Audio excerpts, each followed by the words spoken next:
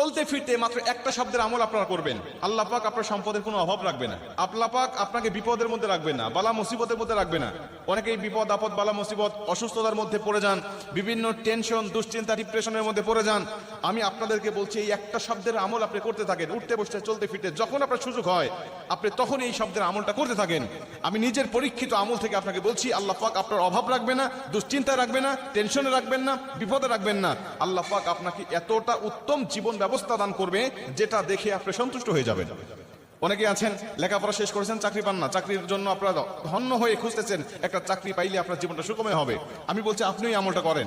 অনেকে আছেন ব্যবসা বাণিজ্য করে, বারবার ধরা খেয়ে যায়, ব্যবসা বাণিজ্যে কোনো বরকত হয় না, ব্যবসা বাণিজ্যে সে লাভবান হতে পারতেছে না। আমি বলি আপনি এই আমলটা করেন।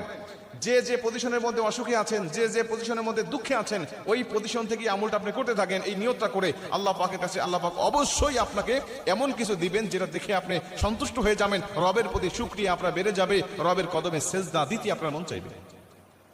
মুসলমান ভাইরা আমার নবীজি বলেন, মাল্লাদিমাল ইস্তিগফার, যে ব্যক্তি ইস্তিগফারের সাথে আঠার মতো লেগে থাকবে, সর্বসময় তার জবান দিয়ে ইস্তিগফার বের করতে থাকবে, শুধু আস্তাগফিরুল্লাহ আস্তাগফিরুল্লাহ, যে ব্যক্তি পাঠ করতে থাকবে সর্বসময়, আমার আল্লাহ পাক তার রিজিকের মধ্যে বরকত দান করে দিবে। আমার আল্লাহ পাক তাকে অবশ্যই এত ভালো কিছু দান করবে যেটা তার জীবনটাকে সুখময় শান্তিময় করে দিবে। আমার আল্লাহ তার অশান্তি ডিপ্রেশন চিন্তা ভাবনা দূর করে দিবে, এক কথায় সুখময় শান্তিময় জীবন দান করে দিবে।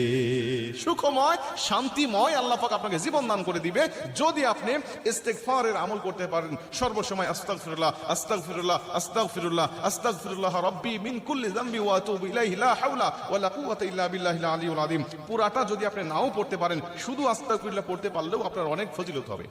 নবীজি বলছেন কমপক্ষে 5টা ফজিলত আস্তাগফিরুল্লাহ, শুধু ইস্তিগফার আস্তাগফিরুল্লাহ আস্তাগফিরুল্লাহ পড়ার কারণে তার আল্লাহ পাক সঙ্গে সঙ্গে দান করে দেয়।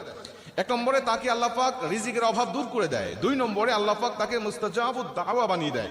ওই আস্তাগফিরুল্লাহ পড়নেওয়ালা ব্যক্তি যদি আল্লাহ পাকের কাছে হাত তুলে দোয়া করে, আল্লাহ পাক তার খালি হাত ফেরত দেয় না, আল্লাহ পাক তার দোয়াটাকে কবুল করে নেয়। ওই যে ইমাম আহমদ ইবনে হাম্বলের ঘটনা থেকে আমরা জানি, রুটি বিক্রেতাওয়ালা যুবককে ইমাম আহমদ ইবনে হাম্বল জিজ্ঞাসা করতেছেন, তুমি সব সময় কেন ইস্তিগফার পাঠ করো, সব সময় কেন আস্তাগফিরুল্লাহ পাঠ করো, বলো এর জন্য তুমি কি পেয়েছো? উনি বলছেন, হুজুর আমি ইস্তিগফার পাঠ করার কারণে আমার আল্লাহ পাক আমাকে মুস্তাজাবুদ দাওয়া বানিয়ে দিয়েছে। আমি হাত তুলতে দেরি হয়, আমার আল্লাহ আমার হাত কবুল করতে দেরি করে না।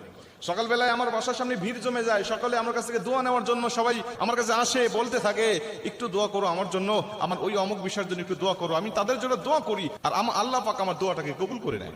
মুসলমান ভাইরা আমার, আহমদ ইবনে হাম্বল জিজ্ঞাসা করলেন, বাবা তুমি বলো, বাবা তুমি বলো এমন কোন দোয়া আছে কিনা যে দোয়াটা এখনো পর্যন্ত তোমার কবুল হয় নাই?